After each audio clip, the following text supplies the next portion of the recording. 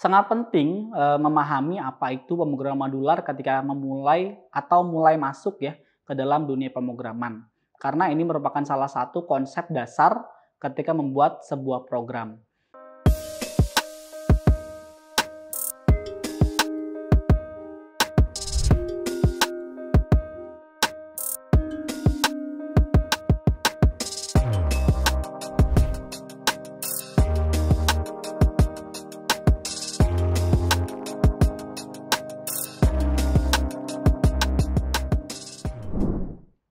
Assalamualaikum warahmatullahi wabarakatuh.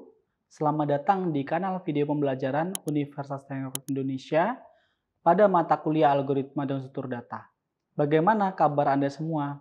Semoga selalu diberikan kesehatan dimanapun Anda berada.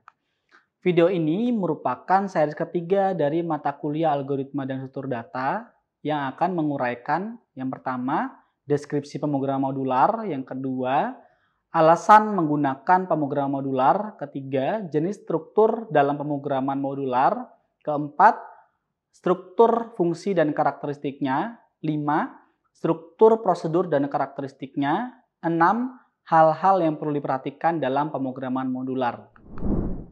Sangat penting memahami apa itu pemrograman modular ketika memulai atau mulai masuk ya ke dalam dunia pemrograman. Karena ini merupakan salah satu konsep dasar ketika membuat sebuah program. Lalu apa sih sebenarnya pemrograman modular itu? Seberapa seringnya digunakan ketika membuat sebuah program? Jika kita memperhatikan sebuah kendaraan, contohnya mobil yang terdiri dari ban, kaca spion, pintu mobil, bagasi, dan lain sebagainya, saat terjadi kerusakan pada ban misalkan, kita dapat memperbaikinya atau menggantinya dengan yang baru.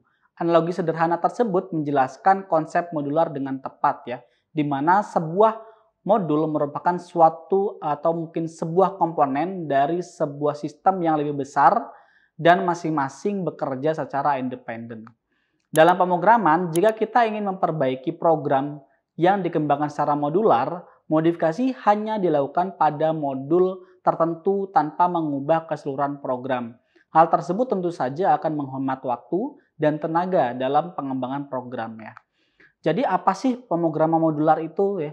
Pemrograman modular adalah proses membagi program komputer menjadi subprogram yang terpisah. Modul adalah komponen perangkat lunak yang terpisah. Ini sering dapat digunakan dalam berbagai program dan fungsi dengan komponen lain dari sistem. Fungsi serupa dikelompokkan dalam unit kode pemrograman yang sama dan fungsi terpisah dikembangkan sebagai unit kode yang terpisah sehingga kode tersebut dapat digunakan kembali oleh program lainnya. Pemrograman modular sendiri memiliki modul utama ya dan banyak modul tambahan.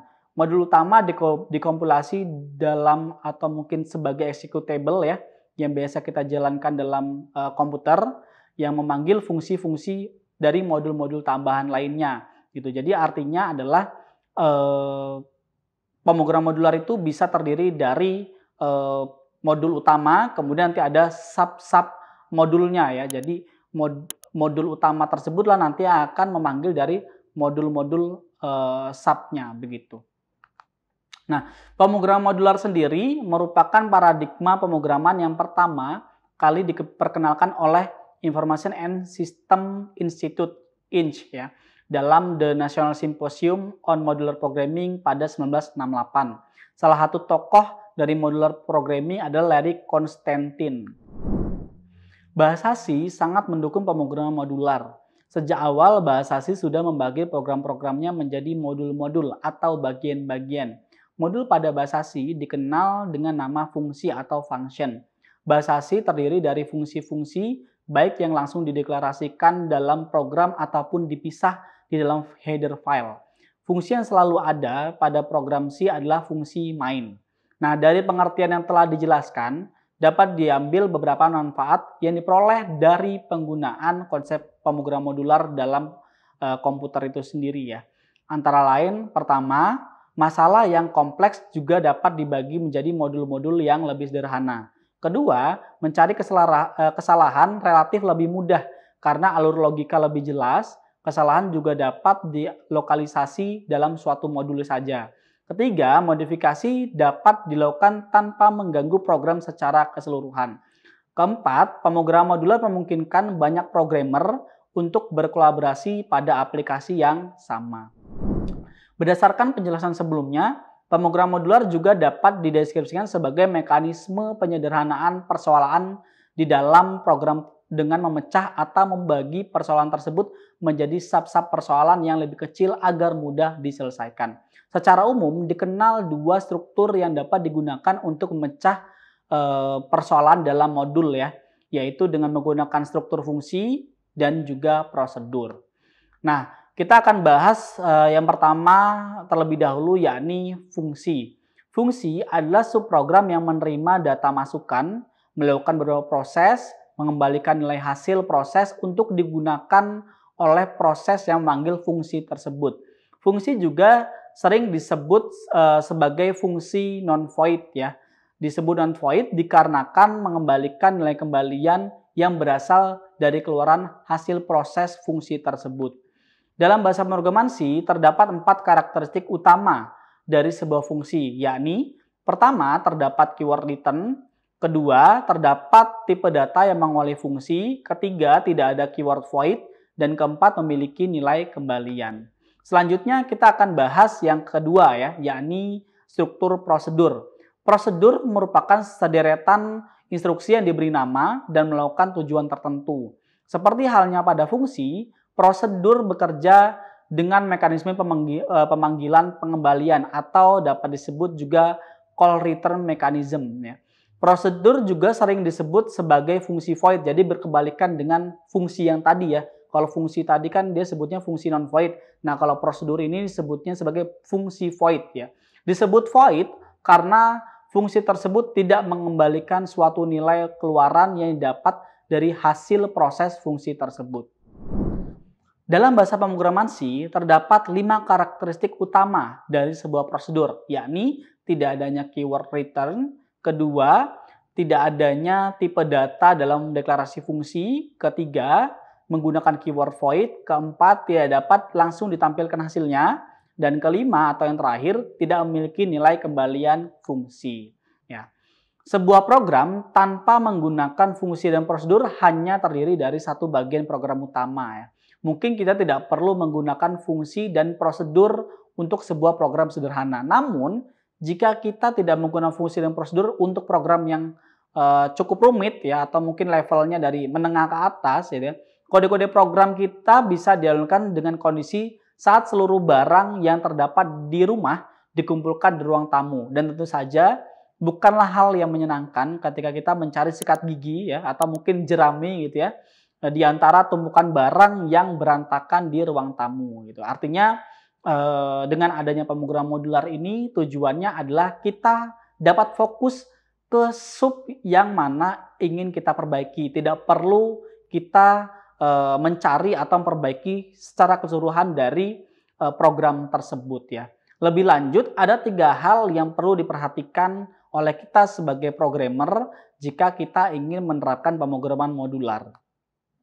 Pertama, kita perlu mengetahui kapan membuat fungsi dan prosedur ya. Buatlah fungsi dan prosedur untuk serangkaian perintah yang sering digunakan dalam program. Contohnya adalah fungsi atau prosedur untuk mencari tahun kabisat ya, untuk konversi angka menjadi terbilang, untuk melakukan validasi input numerik dan lain sebagainya. Kita dapat membuat sebuah fungsi atau prosedur yang walaupun tidak sering digunakan, tetapi terlalu panjang dan rumit untuk dituliskan dalam modul utama. Contoh fungsi atau prosedur untuk mengurangi gaji atau menghitung gaji untuk melakukan proses tutup buku dan lain sebagainya. Hal tersebut akan membuat modul utama lebih mudah dimengerti dan modifikasi yang lebih mudah terhadap proses yang dijadikan fungsi atau prosedur. Kedua, kita perlu mengetahui kapan menggunakan variabel lokal ya. Nah, sebelum kita membahas yang ini, kita perlu tahu dulu nih ya, apa sih sebenarnya itu variabel lokal ya. Nah, variabel lokal sendiri adalah variabel yang dideklarasikan dalam fungsi atau prosedur ya, atau yang terdapat di dalam fungsi atau prosedur tersebut gitu. Nah, variabel ini hanya dapat dikenali dalam fungsi atau prosedur itu sendiri ya. Variabel lokal tidak dapat dipanggil diakses dan diubah oleh prosedur atau fungsi lain, bahkan oleh program utama sekalipun. Kembali lagi ke pembahasan utama, yakni perlu mengetahui kapan menggunakan variabel lokal ya. Nah, fungsi dan prosedur dibuat agar memudahkan kita untuk menggunakan kembali kode program yang telah dibuat. Sehingga usahakan variabel yang digunakan pada fungsi dan prosedur adalah variabel lokal. Sehingga saat melakukan copy paste sebuah fungsi atau prosedur dari suatu program ke program lainnya, kita tidak perlu mengubah atau mengatur kembali variabel yang dapat dalam fungsi atau prosedur tersebut. Nah, ketiga atau yang terakhir ya, kita perlu mengetahui kapan menggunakan variabel global. Nah, sebelum kita membahas yang ini, sama halnya seperti sebelumnya ya, kita juga perlu tahu apa sih sebenarnya variabel global itu. Nah, variabel global sendiri adalah variabel yang didefinisikan dalam program utama dan dapat digunakan di program utama maupun sub-sub program lainnya. Nilai dari variabel ini dapat dipanggil, diakses, dan diubah oleh prosedur atau fungsi apapun yang terdapat dalam program tersebut. Jadi perbedaannya jelas ya antara variabel global dan lokal. Kalau variabel lokal hanya dapat digunakan di dalam fungsi yang mendefinisikan variabel tersebut, sedangkan variabel global itu dapat digunakan pada fungsi-fungsi yang di luar dari fungsi tersebut gitu ya. Jadi global ini lebih menyeluruh, dapat diakses oleh seluruh modul, sedangkan variabel lokal hanya dapat diakses oleh satu modul yang terdapat fungsi itu sendiri. Oke, kembali lagi ke pembahasan terakhir ya, yakni perlu mengetahui kapan menggunakan variabel global. Nah, variabel global sebaiknya dihindari dalam pembuatan fungsi dan prosedur ya. Gunakan parameter sebagai pengganti variabel global. Walaupun demikian, terdapat beberapa kasus di mana akan lebih baik menggunakan variabel global, misalnya ketika kita memiliki variabel konstanta global yang berguna bagi keseluruhan program. Misalkan itu kayak contohnya variabel pi ya, atau mungkin sin konstan. Nah, itu dapat atau mungkin dianjurkan untuk digunakan atau dideklarasikan sebagai variabel global. Nah, sebagai kesimpulan dari video ini ya, dengan mengelompokkan program yang besar menjadi fungsi dan prosedur, kita dapat mengelola keseluruhan program dengan lebih baik ya. Walaupun sama-sama sebuah modul, terdapat perbedaan antara fungsi dan prosedur. Fungsi merepresentasikan modul yang mengembalikan nilai kepada yang memanggilnya, sedangkan prosedur merepresentasikan modul yang hanya menjalankan suatu pekerjaan atau perintah tanpa mengembalikan nilai kepada yang memanggilnya. Alhamdulillah kita telah menyelesaikan series ketiga dari mata kuliah algoritma dan struktur data. Semoga apa yang telah disampaikan dapat dimengerti dan dipahami dengan baik. Sampai jumpa kembali pada video seri selanjutnya dari mata kuliah algoritma dan struktur data, yakni materi STEK. Wallahul muwaffiq ila aqwamit thoriq. Wassalamualaikum warahmatullahi wabarakatuh. Selanjutnya, kita saksikan video profil Universitas Teknokrat Indonesia.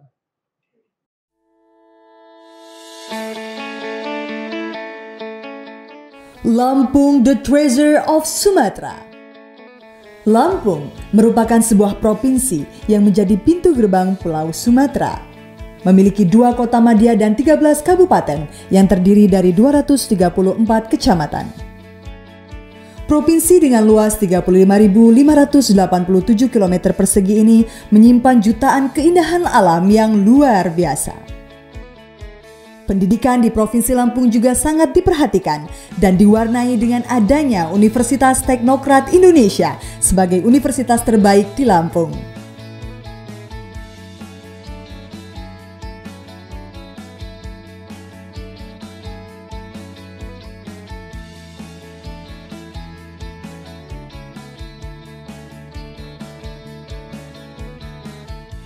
Universitas Teknokrat Indonesia memiliki 3 fakultas dan 13 program studi. Fakultas Teknik dan Ilmu Komputer memiliki 7 program studi. S1 Teknik Elektro, S1 Teknik Sipil, S1 Teknik Komputer, S1 Teknologi Informasi, S1 Informatika, S1 Sistem Informasi, dan D3 Sistem Informasi Akuntansi. Fakultas Ekonomi dan Bisnis dengan 2 program studi, S1 Manajemen dan S1 Akuntansi. Fakultas Sastra dan Ilmu Pendidikan dengan 4 program studi. S1 Sastra Inggris, S1 Pendidikan Matematika, S1 Pendidikan Bahasa Inggris, dan S1 Pendidikan Olahraga.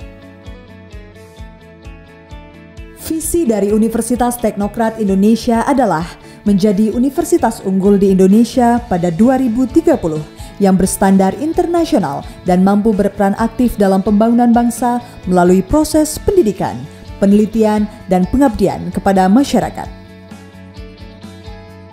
Sebagai upaya mencapai visi dan misinya, Sivitas Akademika Universitas Teknokrat Indonesia berpedoman pada nilai budaya organisasi, yaitu disiplin, bermutu, kreatif, dan inovatif. Kerjasama dengan universitas terkemuka dari dalam dan luar negeri juga dilakukan untuk mendukung visi universitas. Universitas Teknokrat Indonesia percaya jika pendidikan merupakan kunci dari kemajuan suatu bangsa. Universitas Teknokrat Indonesia terus mencetak dan mengembangkan pemimpin masa depan melalui pendidikan karakter yang berkualitas. Hal ini mendapat sambutan dan kepercayaan yang sangat baik dari masyarakat yang ditandai meningkatnya peminat calon mahasiswa dari tahun ke tahun. Di Universitas Teknokrat Indonesia, mahasiswa dan dosen didorong untuk berkreasi dan berinovasi dengan menciptakan produk-produk serta layanan yang bermanfaat bagi masyarakat melalui aktivitas penelitian dan pengabdian kepada masyarakat. Universitas Teknokrat Indonesia juga mempersiapkan mahasiswa menghadapi era globalisasi lewat penggunaan teknologi digital. Untuk mendukung proses pembelajaran yang berkualitas, Universitas Teknokrat Indonesia memiliki sarana dan prasarana yang sangat lengkap dan canggih. Di antaranya, Smart Classroom yang berbasis digital teknologi, laboratorium, perpustakaan, studio e-learning, hotspot di seluruh area kampus, fasilitas olahraga, auditorium, dan gedung serbaguna. Prestasi internasional dan nasional, serta pengakuan terhadap proses pendidikan yang berkualitas tercermin dengan diperolehnya sertifikat akreditasi baik sekali dari Badan Akreditasi Nasional Perguruan Tinggi atau BANPT. Lulusan Universitas Teknokrat Indonesia bekerja di berbagai instansi pemerintah, perusahaan nasional dan multinasional, serta mampu berwirausaha. Ayo kuliah di Universitas Teknokrat Indonesia, kampusnya Sang Juara.